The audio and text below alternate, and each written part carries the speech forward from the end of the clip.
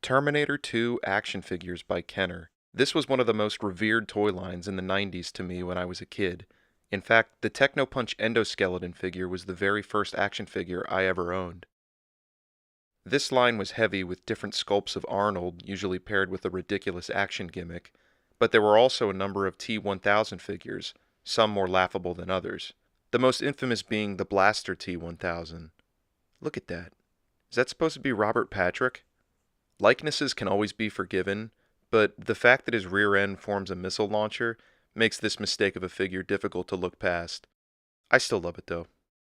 The Terminator Future Wars line did continue this trend of at least Arnold donning absurd action features, but we were also introduced to new villain figures. Kenner completely made these characters up as they've never been featured in any other Terminator media.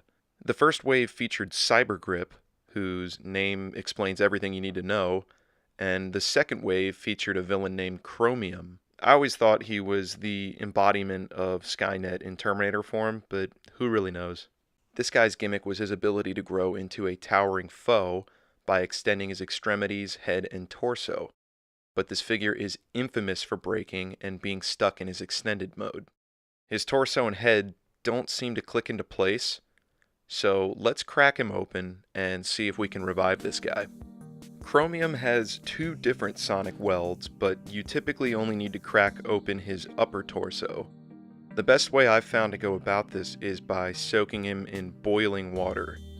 His soft plastic shoulder spikes can be popped out if you let them get hot enough, but I recommend you try this at your own risk as conditions of these figures always tend to vary. Removing his arms leaves us with a flatter surface to apply pressure on with a workbench vise. I can't stress enough how little pressure you should be putting on this plastic. I tend to try and wait for an audible pop, but mainly be aware of how much the plastic is bending. Go too far and you might hit the point where the plastic won't bend back.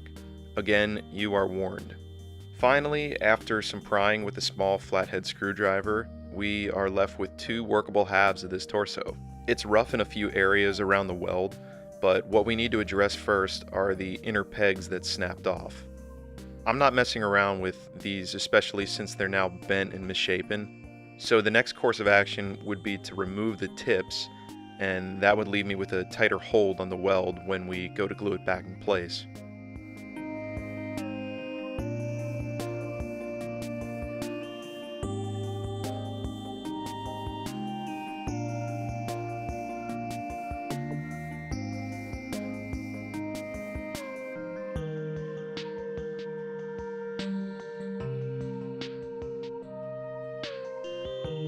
I can also see some of the area I had to bend back to get more leverage when I was breaking this apart.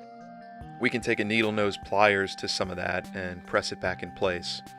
Glue will also help out with this later as well.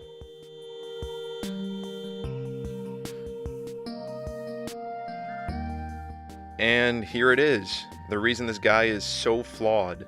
This tiny little anchor hook at the bottom of his neck piece was meant to hold the entire figure together. It's no wonder why this guy never works. A dirty look could compromise that tiny thing, let alone a child trying to play with it. Clearly, this can't be glued back together, so we need to find a stronger replacement. I hammered this nail into a 90-degree flat angle. The idea is to drill up inside this post and insert the nail. Now, it looks like a good start, but we need that tip to be filed down so that it releases properly when we flip the trigger. Now we can sever the head, and I think keeping the nail length around 1 inch will be ideal. It looks like a good fit, so we'll bore a hole directly into the middle using a pin vise width that's a little smaller than the nail. That's because we want to make a guide hole first. You might ask, why not just sever the half broken tip on the bottom so you can drill into a flat, even surface? Fair question, but I don't want to run the risk of not measuring exactly where and what length that hook needs to be at in order to properly lock his action feature in place. Now we'll use a bit that's roughly the same size as the nail.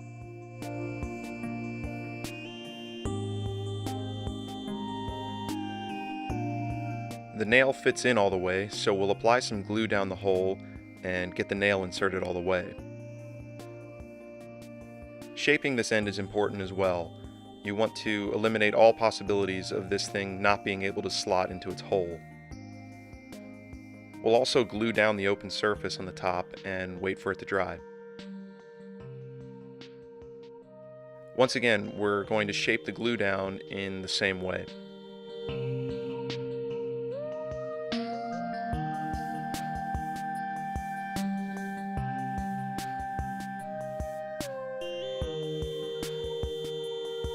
I've allowed the glue to dry just over a day, so we're now ready to put this guy back together.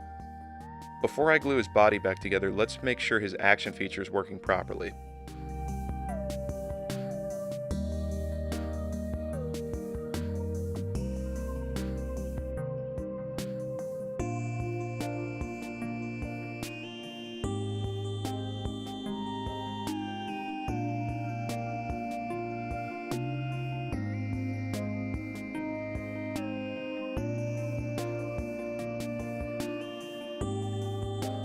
Awesome.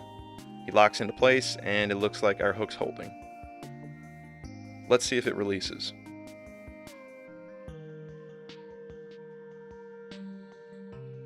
Well, I'll be darned. Looks like his action feature releases as well. Now it's time to glue the body back together.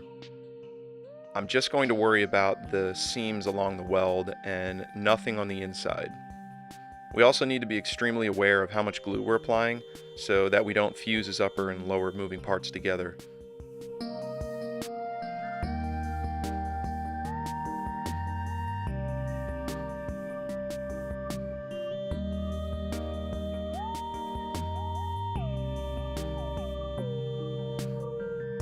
I'll let this dry and go back once over more with glue since this weld really absorbs a lot of force from his action feature. Now that he's dry, let's put him through the final tests.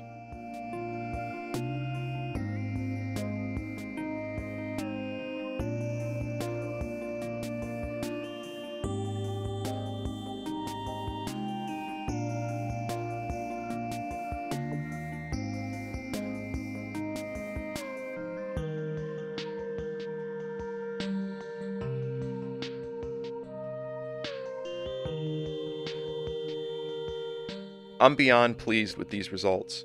He hasn't stood at Arnold's height since I was a kid, so it's really taken me back.